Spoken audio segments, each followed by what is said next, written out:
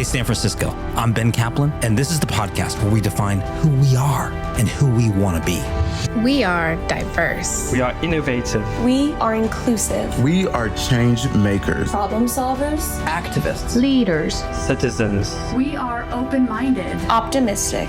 There's hope for a better tomorrow. And you got to give them hope. This is the podcast that's more than a podcast. San Francisco, they are the world champion. We are San Francisco.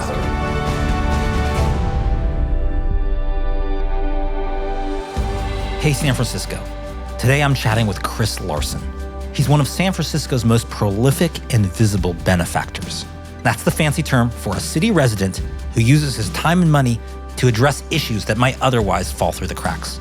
Chris has provided hundreds of video cameras in the Tenderloin and citywide to address crime and safety, earmarked millions of dollars to support struggling San Francisco retail businesses, and even recently funded a police recruitment TV ad campaign to reverse officer shortages. Chris is also the billionaire co-founder and executive chairman of a well-known crypto company, Ripple. Before that, he founded fintech companies like Prosper and Elon. He now spends most of his time focused on San Francisco issues and projects to combat global climate change. So what can each of us do individually and collectively to help turn around the city we love? Let's find out with Chris Larsen.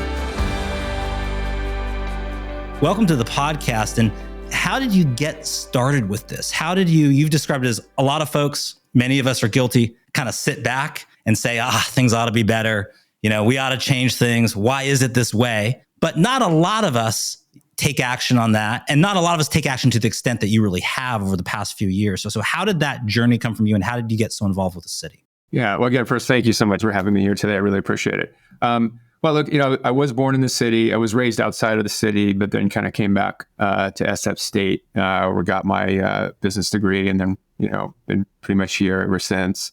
I love the city. I think it's the greatest city on the planet. Wouldn't want to live anywhere else. It's got a magic that no other city or place has. I think we all understand that. But it can be frustrating sometimes when we see some of these problems just continuing and seem so solvable, but that don't get solved. So, I've been fortunate. I have resources where I can, and time now to spend thinking about how we might solve some of these things. And they really kind of got involved first through setting up a camera network with the CBDs, the community benefit districts. They're hyper-local nonprofits. There's 18 of them in the city. And I got involved in that because I live in a part of the city which has been unfortunately really targeted with a lot of the smash and grab, problems that we see right around Lombard Street. It's kind of ground zero, or at least it was. And started work, got involved with the district attorney at that time, George Gaston, who introduced me to some folks that have been solving that same problem in Union Square. And I thought, okay, let's bring those same tools and technology, mostly network cameras, and let's try to bring those other parts of the city. And one thing led to another, and now it's kind of getting involved in other areas that we think we can help on. I want to get into those areas, and we'll touch upon crime and safety. We'll touch upon small business. We'll touch about police, recruiting, and morale. We'll hit those areas. But I'm actually interested in something you said, maybe to start off, what I agree with you on, which is San Francisco is the greatest city in the world. And there's a lot of pride in the city. And there's this unique combination of, there's a sense of innovation. There's a sense of inclusiveness. There's a sense of diversity. There's a lot of natural beauty. There's a lot of different groups that come together, whether those are ethnic groups or LGBTQ plus, or all these things come together to make San Francisco unique. So why does it feel like people are down on San Francisco now? I don't know if you feel that, but it's just like so many people that I know, because I've spoken to them in the past, are like, San Francisco's great, I wouldn't be anywhere else, or are just down on it, or they've moved away. Or how do we get that back? That pride, that confidence, that, I guess mojo is the only word I have for it. How do we get our mojo back? Yeah, well, that's actually one of the things that motivates me, because I think it's grossly unfair, some of the critiques that you hear, mostly from people that I think don't really know the city, maybe have moved out of the city, they're not up to date. Honestly, if you walk around the city today, sure, there are problems and there's some pockets that look pretty bad, but downtown looks way better. Union Square does. I know there's vacancies, but people are out. If you look at the tourist data, so first of all, I do think it's an unfair characterization, but I think that is born. We're in a hyper political environment. San Francisco kind of represents sort of ground zero for a certain type of politics. So I think we suffer from that. Sort of a liberal, more progressive, so it becomes a symbol, a symbolic, and that's why you see a story that would otherwise be a local crime story in San Francisco hit national or even international headlines. And when I travel around in other countries, some people ask, you live in San Francisco, how's everything? Are you okay over there? Because they've been seeing the news. Because of that sort of symbolism, you think that's why that translates and a local crime story would get covered around the world. Yeah, absolutely. I mean, you could show the same 3 blocks and it would look like, the worst place on the planet. And that's obviously not accurate. I don't know if you remember in the, the 89 earthquake, right? I mean, on the, global coverage, you think the entire city burned down and collapsed, right? Because they kept showing the same block in the marina. It's a little bit like that, right? That's the stuff that sells. And look, not to let ourselves off the hook, we shoot ourselves in the foot all the time. Our politics are a kind of a mess, right? But I think, look, we still are the place where innovation happens, where not just innovation, where thinking totally outside the box, this is where it happens. And I think it's no surprise, we're now in an AI tech boom, like we've never seen before. It's the talk of the world. And where is it all located? It's all right here, right? If you look at the top 4 citations on AI research, it's OpenAI, it's Meta, it's Google, it's Stanford, it's all right here. That's not a coincidence. It's because this is the place that will let you think the crazy thought and at the same time attract people from all over the planet that know that they can think the crazy thought and it's not going to be shot down. That's not like that in other places. And I think that, just to say, it's not just innovation, but we mean innovation in a broad sense, right? It doesn't have to just be technological innovation. Certainly it could be, there's a lot of really advanced technology and certainly ChatGPT and has brought a lot of folks to AI, but it's innovation in lots of ways. Like, let's make progress. Let's push things forward. Let's challenge the status quo. And if you are smart, but a little weird, come. If you want to make a difference in your community, but you're a little bit different yourself, come. And it's like that attitude is a real strength if we embrace it. It's absolutely right. And many of the problems we have are also born from not just compassion, but a belief in kind of the sacred right of the individual. Now, we can go too far on that. And clearly something broke in that kind of compact with, homelessness and it's really a number of people that are dying on the streets every single day. So something isn't working there, but it is born, I think generally you could trace back some of the things we're criticized from. It's born from compassion and that, kind of ultra belief in the rights and freedom of the individual more than kind of any place, in America, I think. And if I was going to describe it, I would say good intentions, very good intentions with unintended consequences. Yes. Where sometimes we've wanted to push something through, it's a noble cause, but because we've created it in a certain way, and to use a common, maybe an example that's in the news now, we don't want to do business with companies from states that aren't supportive of certain values. We want to put financial pressure to come over those values. But then the problem is if others don't come on board, if that impact is limited, then suddenly you have less competitive bids from a limited number of states that impact how efficient or cost effective something might be. So good intention, unintended consequence. And now you kind of have to reverse that. Yeah, and I agree with you. And I think that kind of thing goes way too far. That's not the inclusive sort of beliefs that I think are the bedrock of the city, right? Even with things we disagree with, that's kind of the whole point of being open and accepting. But I think there is some corrosiveness in the city where that desire to protect the individual at all rights then kind of overrides, hey, but this isn't working, right? And then you get other folks in the city that are afraid to stand up and say, no, we got to move in a different direction because they're afraid of being accused of being like Trump people or something, right? That's what you see in the city. Almost everybody here is like progressive, right? We all believe in what makes San Francisco special, that openness and acceptance. But there is this, this kind of dynamic where if you speak out, in a way that might look moderate or, pragmatic, you can be accused of being insensitive and kind of a right wing and all that kind of stuff. And that's wrong. That's not dialogue. That's built on a power thing to shut people up, right? And that's the thing that we have to reject. And that's the thing that I realized I was probably a part of. We had businesses here, went to school here, but don't get involved in the muck of it because it's just, I just don't want to do that.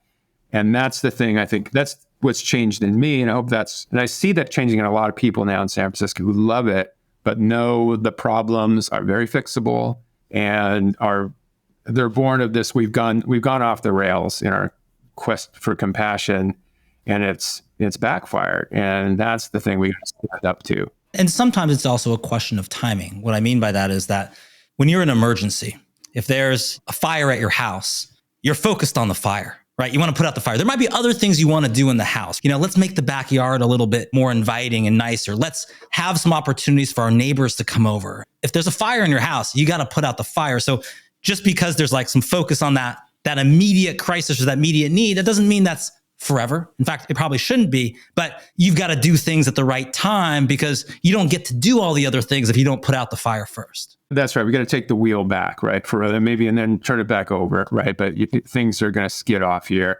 And part of it is that, maybe the city hasn't changed, but the world has changed. And two big things we're facing nationwide, right? Not just in the city, an acute shortage of police officers and a morale problem in the police. That's hurting everybody, right? So that makes your environment that you might have been okay in 20 years ago much more challenging. And then, of course, the fentanyl epidemic, which has killed 100,000 Americans, last year, over 100,000, and up to 3 San Franciscans every day. That's different. Hi, I'm Ben Kaplan, a passionate advocate for City College of San Francisco, and I'm running for the Board of Trustees. Our college is key to solving our city's toughest challenges, from creating essential worker pipelines to achieving financial security and reigniting enrollments. But we need your help. Donate now to support free tuition and transform City College into a model of educational opportunity. Join us in making a difference. Visit votebenkaplan.com to find out more. Now back to the show. I actually want to get into the topic of police recruiting, police morale in a little bit of a roundabout way, maybe not normal way, because you've been very involved. And recently, I think you did some ads during March Madness, trying to get more recruits, but also talking about the pride of being a police officer in San Francisco and the impact you could make. And I saw some of those ads. I want to get to that by talking about almost like this branding problem that San Francisco has, just in national headlines. We've talked about people, sometimes it's overblown in certain ways. There's real problems, but how does that impact something like police recruiting?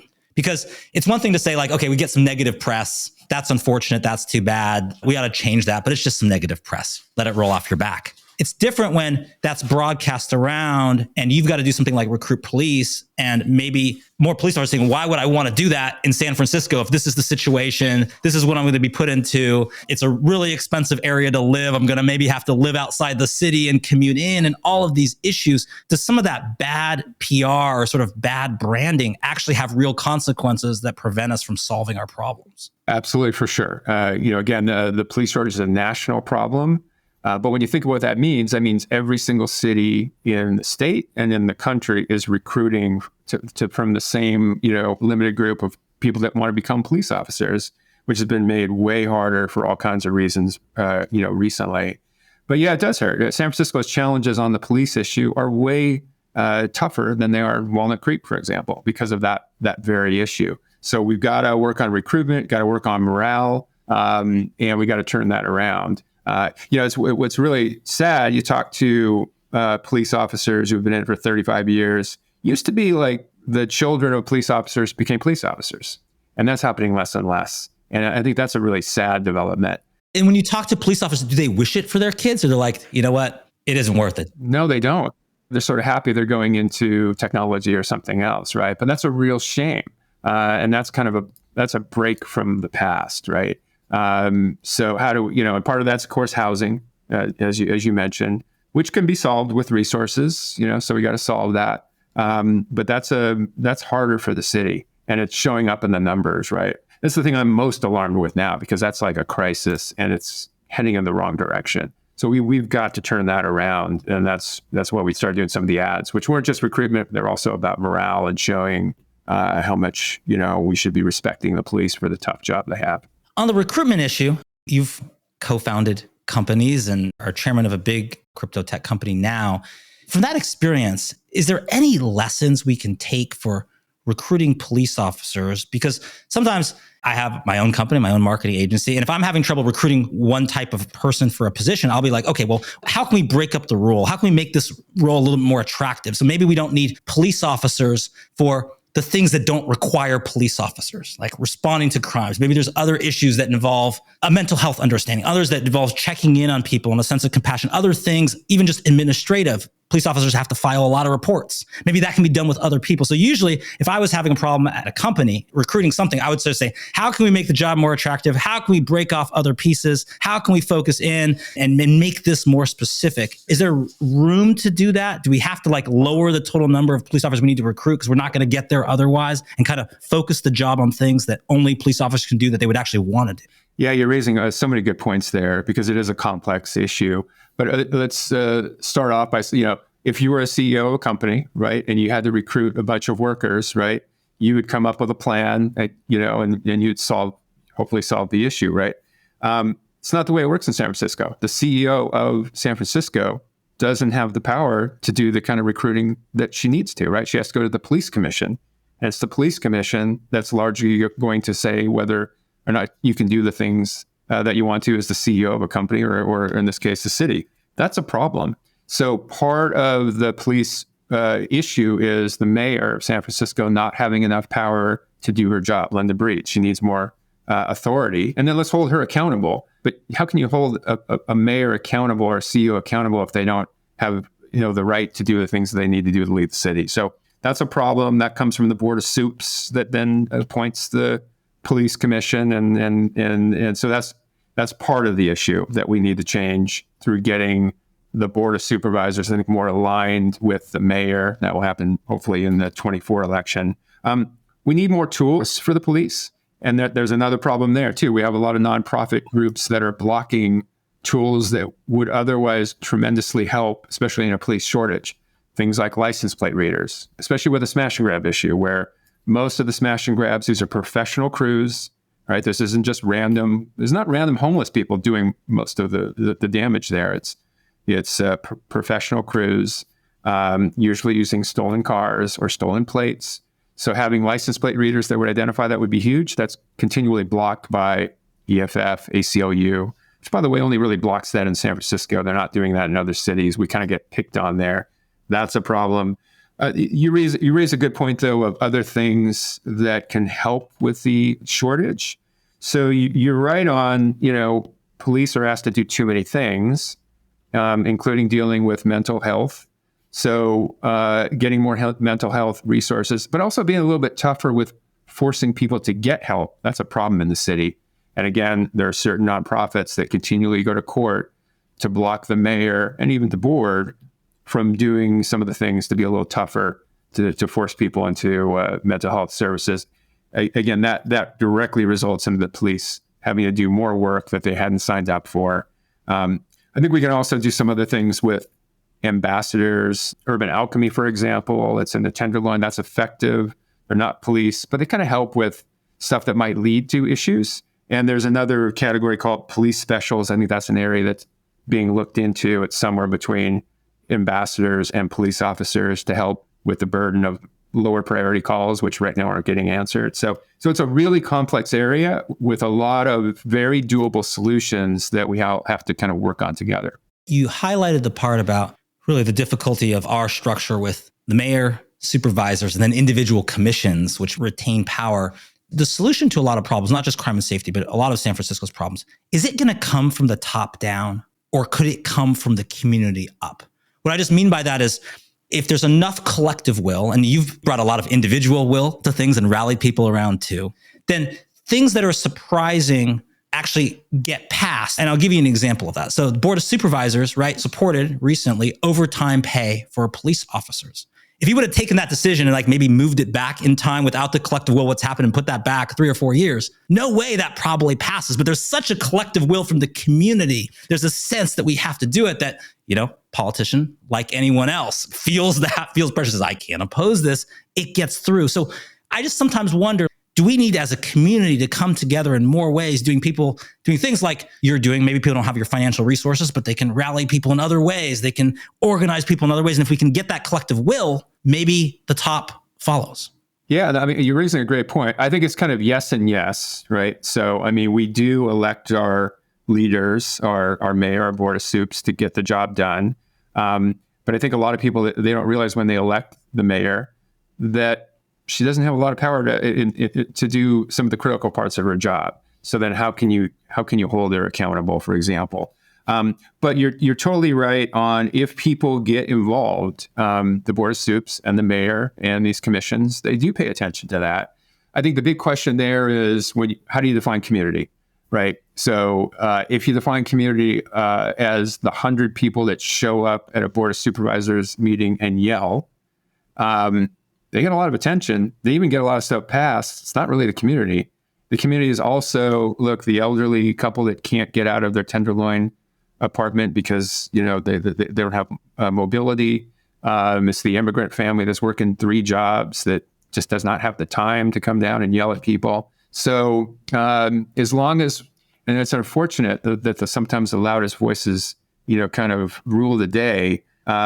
That does mean that the individual has got to stop stepping back and do have to get involved, not just in yelling, but in canvassing and working for candidates that are going to do what they want to happen in the city, and support the mayor sometimes on stuff you might be mad about, but you kind of find out, well, geez, she doesn't have, the bureaucracy has taken away her ability to do anything about that. We've got to stand out for things like that. We actually have a very bureaucratic city, and I think that definitely is one of the problems. Like, who is responsible exactly for this, that, and the other thing? It's another issue that maybe pervades everything, kind of the bureaucracy or sort of the operational side of what happens in a city.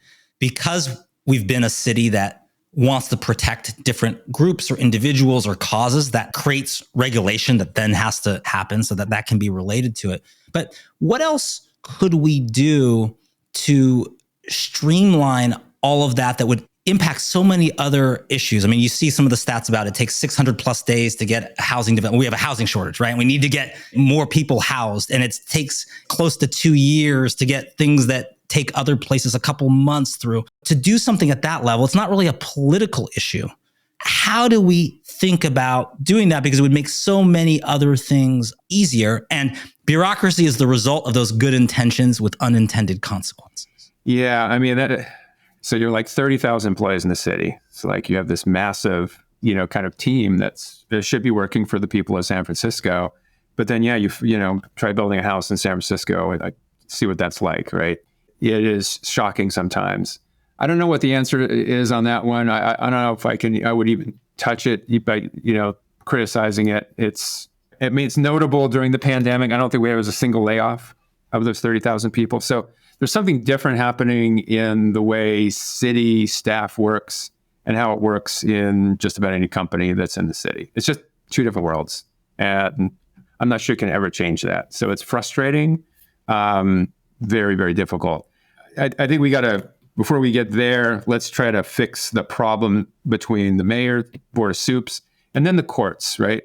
So, can the CEO of the city make key decisions on public safety, criminal justice reform, all the other things that have happen in the city? Right now, that's kind of really stuck. So how do you get the board of soups and the mayor working more closely together? Kind of like the way the DA and the mayor and the police are working much better today. And look, I love Chesa personally. I supported him, but it is working better today, right? So that helped. But then we do have to address the issue of a couple of nonprofits that are very powerful running the federal judges, even when the board and the mayor do agree, and blocking them.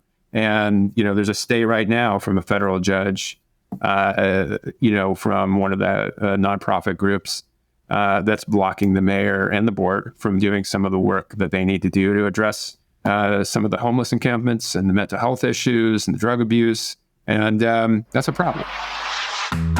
Hey, it's Ben Kaplan here. Want to join our movement to get San Francisco back on track? Attend a We Town Hall event or stop by our popular We Happy Hour meetups.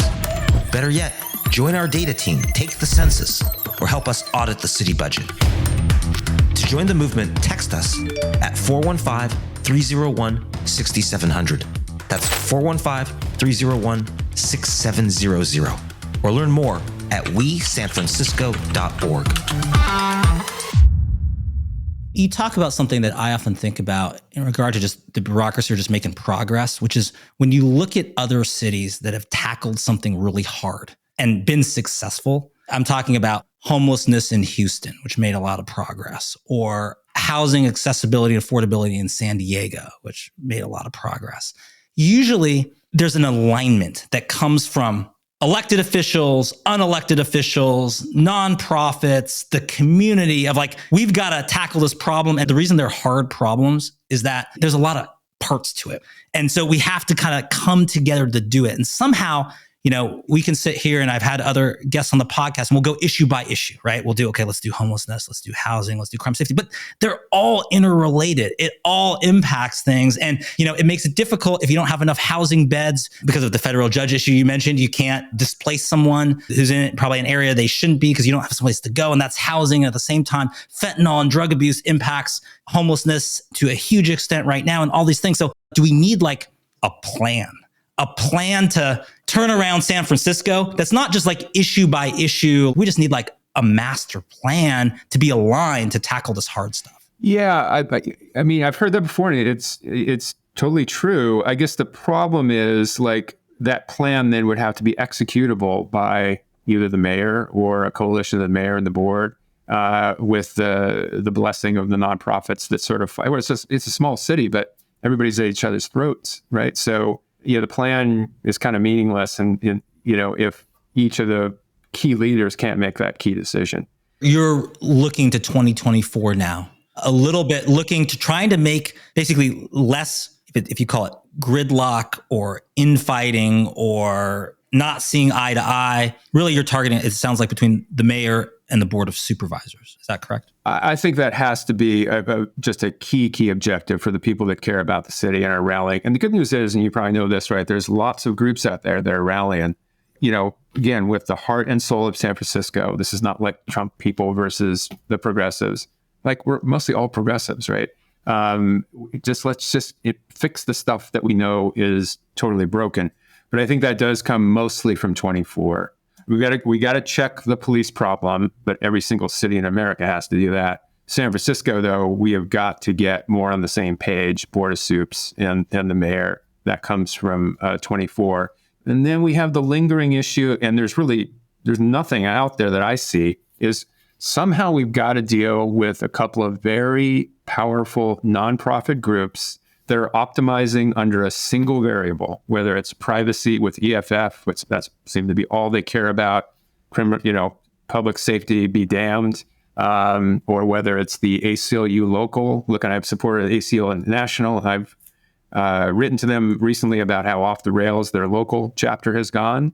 But that's a problem. So what is our answer for that? The people that are concerned about San Francisco have got to stand up some kind of a counterforce to kind of running to a judge and kind of blocking reasonable things. Because again, even if the board and the mayor started working together, you still got this, sort of lawsuit question that seems to be uniquely San Francisco. I mean, you don't see ACLU local suing Walnut Creek, right? It's San Francisco. And a little bit of that's because that's where you get the attention. And that's probably where you're doing your fundraising. That's a unique problem that our city suffers from. Are you hopeful for San Francisco? There's been a lot, particularly in regard to like downtown revitalization, or something like, oh, it's never going to go back to how it was. I sometimes feel people are a little bit quick to either overestimate the highs and the lows as well. Like, things are never quite as good as they seem and never quite as bad as they seem. Do you find yourself being optimistic and hopeful as someone who's been,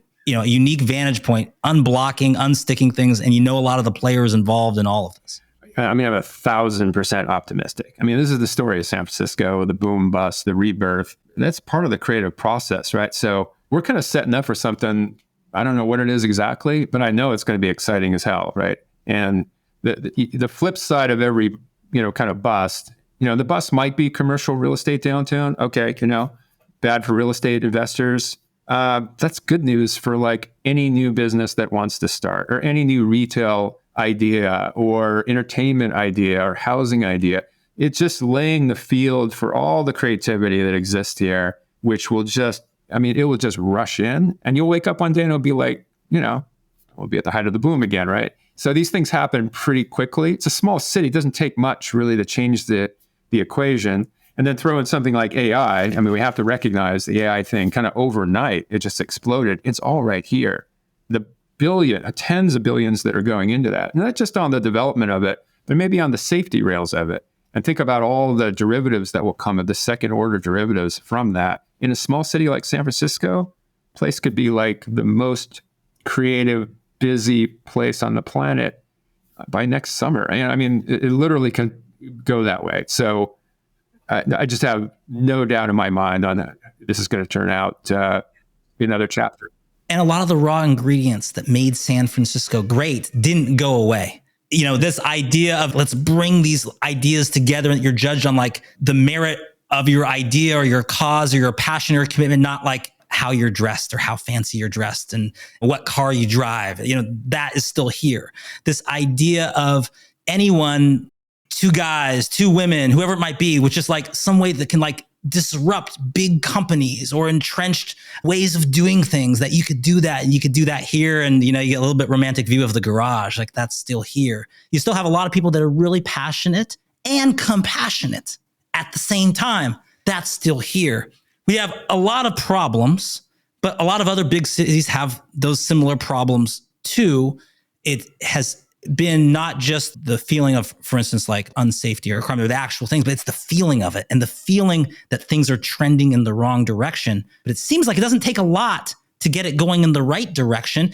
And the right direction doesn't mean you solve all your problems overnight, but it means it feels different. It feels like it's getting better. And that is contagious, and more people rally in. And instead of this sometimes doom loop, if you've seen the reporting on that, maybe it's a prosperity spiral where a good thing leads to a good thing leads to a good thing. Why does it always have to be bad leads to bad leads to bad? Absolutely. And I guarantee you the doom loop, that was invented in Miami. Somebody who's over there. Okay. 100%. Right? So. PR2 in Miami. Like, what do we call this thing over there? It's doom loop. Okay. That's not bad. Yeah. They don't want that. Okay. Good. And then finally, what would you say, Chris, for others who want to get involved? What's your recommendation? They might not have millions of dollars to donate to something. Maybe some people do. Need those people too.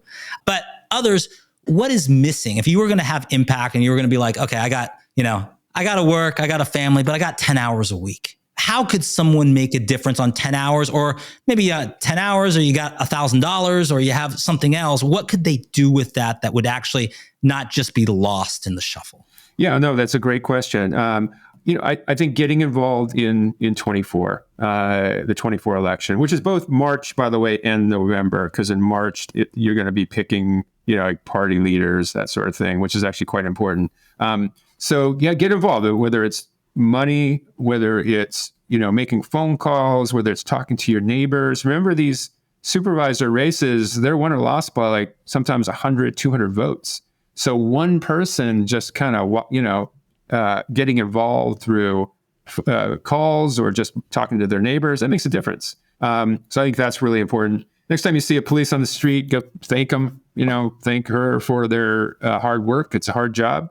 And a little bit of appreciation goes a long way. I've seen it. They're not asking for much. That can make a big difference as well. So I think there's a lot of things that can be done.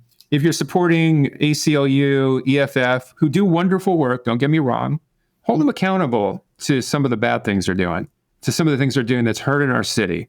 Hold back on the contributions unless they can answer why. What are they doing to balance out privacy, criminal justice reform, and public safety? Because all of those things are important in a city, not just optimizing your one thing selfishly. Try to get on board being a good citizen. So I think that's going to be an emerging issue. I think that we're going to be hearing a lot more about. And I'd love to see, for anyone listening too, that has a special skill, a special talent, use your special skill, right? If you're a graphic designer and you can do that, you can use that in support of let's drive some people to use those skills to join this cause or go to an event. If you're a developer, I was just interviewing the founder of Code for America, Jennifer Polka, and there's ways you can do that. So I also think, it's a rallying cry for right now that now is not the time to sit back. And maybe final thought of the day is just that it's a unique opportunity for us now, because if there's enough will and we can rally enough people, and maybe there is a collective will now because people have seen what's happened and it doesn't have to be this way, then it's an opportunity for great change. So I think, you're right, not only being 2024 being election year, but also being just this moment where you don't have a lot of moments where you can like galvanize everyone to come together, and you gotta utilize that while you have it. And Chris, I'll give you the final word. Are we in that moment now? Is this a moment where we can make things happen? Yeah, I think that's the exciting part. You're exactly right. This is a turning point. We don't know exactly how it's going to play out, but there's a lot of excitement to move the needle there. And I think we get back to a place like San Francisco could be the model for how the world of the future works. It absolutely could be that. It could be that very soon. According to Chris Larsen, San Francisco is special because of its sense of open-mindedness and acceptance of individuals. But that needs to be paired with a pragmatic approach to solving fixable problems that affect our quality of life. Chris says that misalignment between the mayor and the San Francisco Board of Supervisors makes it unnecessarily difficult for us to fix our most pressing problems. Just like the human body won't function well if, say, the heart is working against the liver, our city body politic won't function well if our executive branch and legislative branch can't stand each other. Chris points out that San Francisco operates in a competitive environment, that we're competing with other cities for everything from police officers to job-creating and tax-paying businesses. To thrive, we need elected leaders, community organizations, and voters who think about San Francisco's big picture, rather than just those who are entirely motivated by a single niche issue at the expense of everything else. All too often in San Francisco, good intentions have unintended consequences. But Chris says there's reasons to be hopeful. The raw ingredients of what makes San Francisco great hasn't changed, and the city's incredible creative energy can make progress happen quickly. What about that so-called downtown doom loop? Well, it might have been invented in Miami. So don't delay. You don't need millions of dollars to make a difference. We can organize, we can mobilize, we can individually and collectively turn around San Francisco's trajectory. I'm Ben Kaplan, and remember, we is always greater than me. We are San Francisco.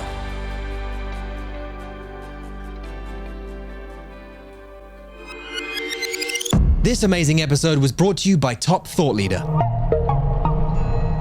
Don't forget to rate, review, and subscribe.